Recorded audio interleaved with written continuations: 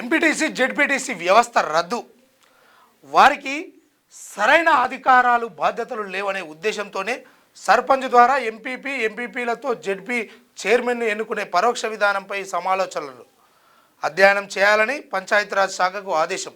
ఈ నెల 23న కేబినెట్ భేటీలో చర్చ. రాజ్యాంగ సవరణ తప్పనిసరి అంటున్న నిపుణులు. ఇప్పుడున్న పరిస్థితుల్లో అసాధ్యం అంటున్న పరిశీలకులు.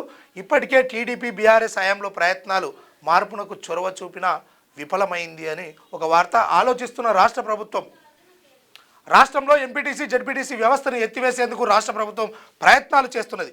ఎంపీటీసీ జెడ్పీటీసీ వ్యవస్థ వల్ల పెద్దగా ఉపయోగం లేదని, ఆ వ్యవస్థ ద్వారా ఎన్నికైన వారికి సరైన అధికారాలు బాధ్యతలు లేవని ఉద్దేశంతో ప్రభుత్వం ఆలోచన చేస్తున్నట్లుగా సమాచారం.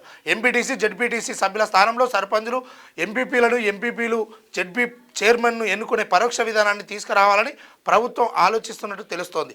దీనిపై అధ్యయనం చేసి నివేదిక ఇవ్వాలని సర్కార్ పంచాయతీరాజ్ శాఖకు ఆదేశించినట్లుగా సమాచారం. ఈ నెల 23న జరిగే కేబినెట్ భేటీలో దీనిపై చర్చించనున్నట్టుగా తెలుస్తున్నది. ఈ విధానాన్ని ఎత్తివేసి ఎంపీటీసీ జెడ్పీటీసీలను ఎన్నికలకు అవసరమే లేదని ఆలోచన చేస్తున్నట్లుగా వినికిడి.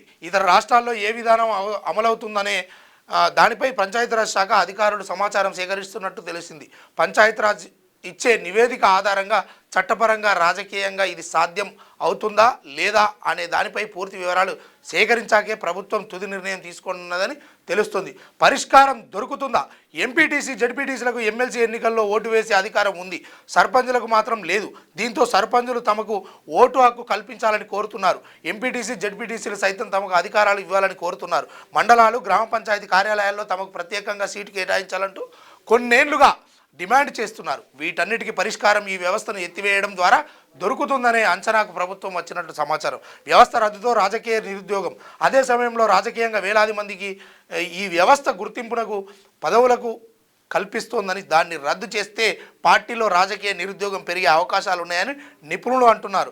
దీనిపై కాంగ్రెస్ పార్టీలోని భిన్నవాదనలు వినిపిస్తున్నాయి. ఒకవేళ ఎంపీటీసీ జెడ్పీటీసీ వ్యవస్థను రద్దు చేస్తే పార్టీ కేడర్లో వేలాది మందికి ఏ విధంగా పదవులు సర్దుబాటు చేయగలుగుతామని, వారికి రాజకీయంగా గుర్తింపు పొందడానికి ఈ వ్యవస్థ ఉపయోగపడుతుందని ఒక అంచనాకు వచ్చేసిరు. మొత్తానికి తెలంగాణ రాష్ట్రంలో ఎంపీటీసీ జెడ్పీటీసీ ఎన్నికలు ఇక జరగాలని అనుకుంటున్నటువంటి చోటా మోటార్లకు సంబంధించినటువంటి విషయంలో ఇది రాష్ట్ర ప్రభుత్వం ఒక కసరత్తు చేస్తూ ఉందంట.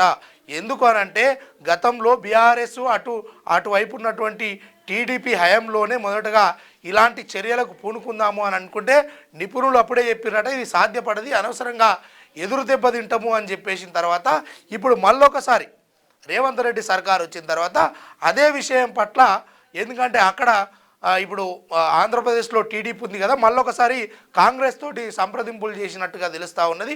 ఇద్దరు ఒకే చర్చగా అట్లా ఎంపీటీసీ జెడ్పీటీసీలకు సంబంధించిన విషయంలో ఇది ఎత్తేసేద్దాము, వాళ్ళ నుంచి కొన్ని పదవులు అందుకుందాము అంటే దాదాపుగా తెలంగాణ రాష్ట్రంలో 10-15 వేల గ్రామాలు ఉన్నప్పటికీ ఆ గ్రామాలకు సంబంధించినటువంటి అంటే 10-15 వేల మంది పార్టీ క్యాడర్కి సంబంధించినటువంటి పదవులు ఆశిస్తుంటారు. కాబట్టి మరి ఒక 20,000 మందికి ఉపాధి కరువు అయిపోతుంది, నిరుద్యోగులుగా మిగిలిపోతారు. అప్పుడు పార్టీల మీద విశ్వాసం తగ్గుతుంది. అందులో భాగంగా ఇది అంతు ఉంటుంది, ఇప్పుడు సాధ్యపడది అని నిపుణులు చెప్తూ ఉన్నారు. కానీ ఇది మార్పు చేయాలి అని ఓ దిక్కు విశ్లేషకులు మాత్రం మాట్లాడుకుంటున్నారు. కానీ ఇది సాధ్యపడతా లేదా ఏమవుతుంది అనేది త్వరలో చూసుకునే అవకాశం ఉంటుంది. మీ వ్యాపారం అభివృద్ధి కావాలని కోరుకుంటున్నారా? అయితే వెంటనే క్యూనస్ని సంప్రదించండి. Schools, colleges, banks, shops, office promotions, land promotions, political promotions, restaurant promotions, hospital promotions, పుట్టినరోజు వేడుకలు, శుభకార్యాలు, వ్యాపారాలు ఏవైనా, సందర్భం ఏదైనా ఇప్పుడే క్యూనస్ ద్వారా తెలియజేయండి. మీ వ్యాపారాన్ని అభివృద్ధి చేసుకోండి.